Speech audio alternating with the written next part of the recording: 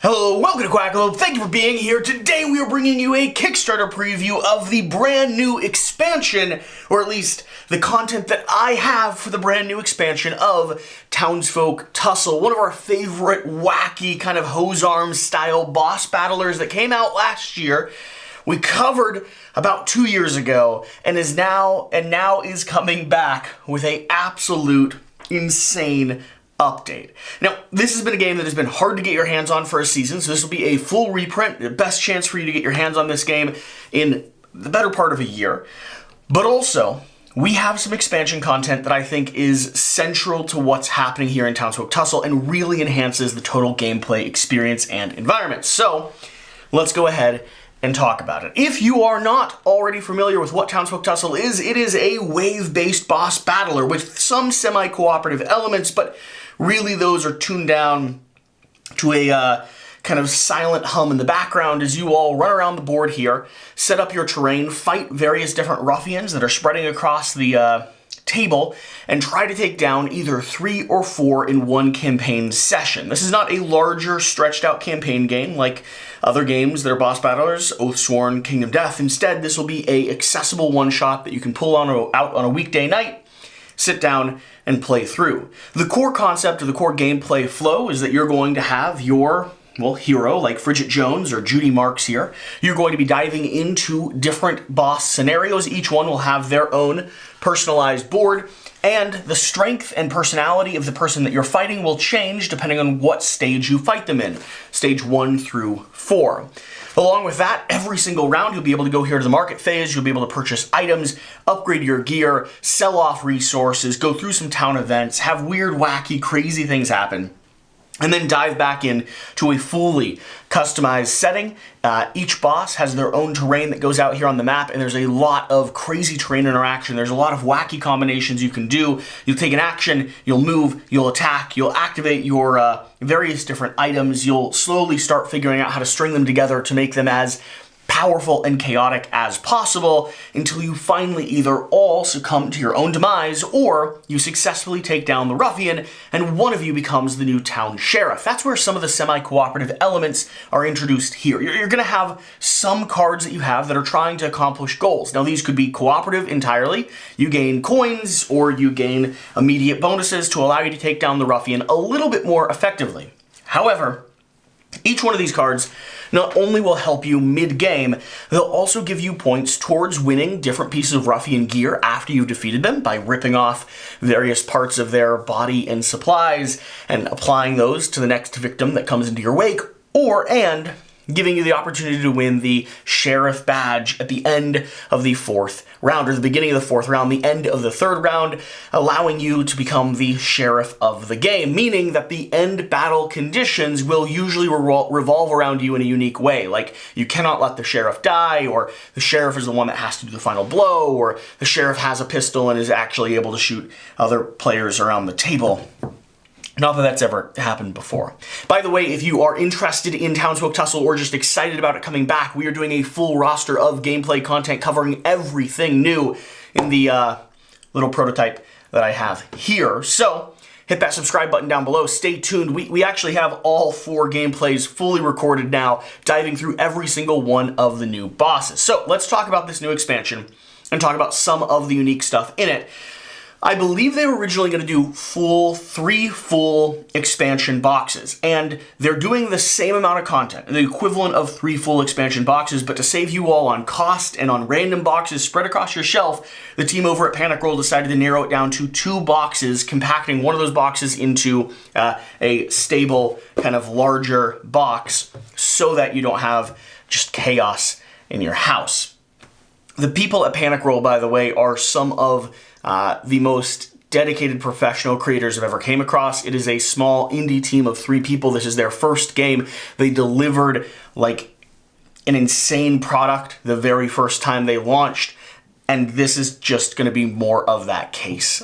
They also dealt with the entire issue of shipping and the pandemic and all the craziest our industry has been through over the course of the last 2 years, and they did so without treating their community poorly, without going back and, doubling down and asking for money, without really doing a lot of the tactics that our industry has not enjoyed so much. So these are some creators that deserve your respect and absolutely deserve your support. With that being said, let's talk about the new stuff. So there's going to be a lot of new stuff happening on the table. I want to start with probably one of my favorite things that I've experienced in the gameplay so far. We have a whole roster of brand new role cards. The Town Crier, the Farmer, the Tinkeeper, the Mourner, the Cook, the Glory Hog, the Showman, the Instigator, the Colony, and the Detective. And these role cards are going to be corresponding to the different resource cards, the different item cards that you can purchase as you go to the market phase. Each of these item cards is now equipped with a little side condition showing what role card it's associated with, and those role cards and those item cards, if you own 3 of them, give you a brand new ability. Now, these abilities are a ton of fun. They give you more deck manipulation. They allow you to control for different things like potentially still remaining alive by the use of parasites after you've actually been completely knocked out. So the combination of the resources that we're able to get, the way we're able to upgrade our characters, and the new abilities that we get change and make every single character even more asymmetric than they already were. We also have 2 new characters that we're able to play and show off. We have Frigid Jones, we have Judy Marks. Frigid Jones is going to be a little bit more of a tank/support character. She's actually able to open her door and place someone inside of her, giving her slightly more strength and giving them some healing salve or some ice packs while they're in her bosom. She is a ridiculous engine and a lot of fun to play. It feels very unique from the other characters that we have in the base game. And Judy Marks is actually able to be a aggressive support character. She gets buffed by doing support work, handing out paintings to other people around the table. Those paintings give you an immediate bonus or an immediate buff, and Judy Marks herself gets stronger the more she's able to hang out. So she wants to be adjacent to you, and then she wants to run across the board, but she also has a very good ranged paintbrush. So she wants to be around the players at the start, and then she kind of wants to back off and just use her paintbrush to whip paint in the face of her enemies. Outside of some of the new characters, outside of some of the new gear and the role cards that we have, we're also going to have some brand new terrain decks, which will come out based off of the character scenario, and 4 brand new baddies in this one little expansion module. There is more of all of this content on the way. I just don't know what it is because I don't have it yet. So we have Patches, the Door Knockers, Tartar Fish Boy, and Miss Falls and Company. Now, for those of you that maybe had some criticism of this game revolving around some of your luck or dice rolling abilities, there is a brand new rule that allows you to spend 2 moxie or 2 of your action economy to re-roll a dice roll. So if you're using the weapon that is prepared to be the biggest hit ever, you can control for that slightly as long as you have enough moxie to do so. It changes the value of that a little bit. We found that it definitely helps mitigate some of the bad luck that you can have when you're rolling dice. Along with that, there is an option now to sub out that first chump battle, start the game with 5 additional coins to purchase from the market phase here to skip you ahead just slightly, and begin the game with only 3 boss scenarios. This is helpful and this is good to have because at times, if you hear the beeping behind me, that is a garbage truck. I think it's thematic to this game. I might as well keep talking, right? Chaos. Chaos always, especially at 11:30 a.m. Okay. You're actually able to swing into the game and only fight 3 of the bad guys instead of 4. They're about 45 minutes apiece once you're up and running, so it'll tighten the game down to just over an hour and a half, maybe 2 hours in length, which is a really good spot for this game to be. When you get to more of the 2.5 hour mark, it can be a little bit harder to pull off the shelf and onto the table. So this is something that a lot of people had already house ruled, and this is something that they're actually officially bringing into the game now.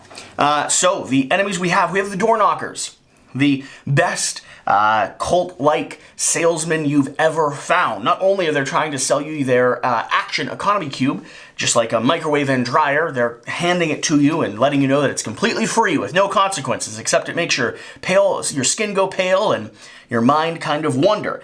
But they're also trying to get you to believe in the cube. You need to become an advocate for this as well, so it's a pyramid scheme in some ways. You'll be running around the board, handing the cube and your belief tokens to other people around the table, doing your very best to also convert them to being part of your pyramid scheme as well, handing cubes out to everyone else. And trust me, it's good. It's healthy. We have Miss Falls and Co., a giant frantic water tower who actually operates as two bosses. Miss Falls is, honestly, a sweet little lady. She might get you a little wet, but other than that, she's perfectly fine. Don't ignore the fact that she's stomping through town. It's all the cause of the company. The company is a big group of clouds that are haunting after her and shocking her, electrifying her, and all she's trying to do is to get away from them. She loves the people of Eureka Springs. If only we realized that before pummeling her to death. We have Patches.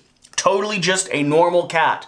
100% not a person or thing or creature stuffed inside of a cat suit. 100% a normal cat. What is that? A big claw or a knife?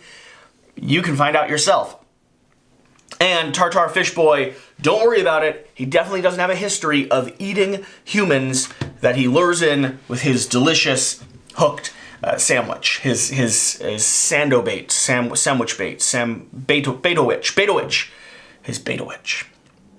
Okay, that's a lot of the new stuff we have out here. They have also introduced some new interesting things, like for instance, the Patches game system operates off of a modular board here where you'll be ripping body parts or costume parts off of this creature, trying to take him down. You have special characters, you have special unique abilities, you have role cards now, you have item cards that are fully souped up. If you're incorporating the item cards into the game, you will have a new deck of cards that are going to be coming out. I'm not exactly sure how they plan to integrate everything together. I don't think you're going to be shuffling everything. I might do actually a split market or an additional market over to the side to allow me to actually purchase from the original stockpile as well, but we'll see what their answers are to that at the end of the day.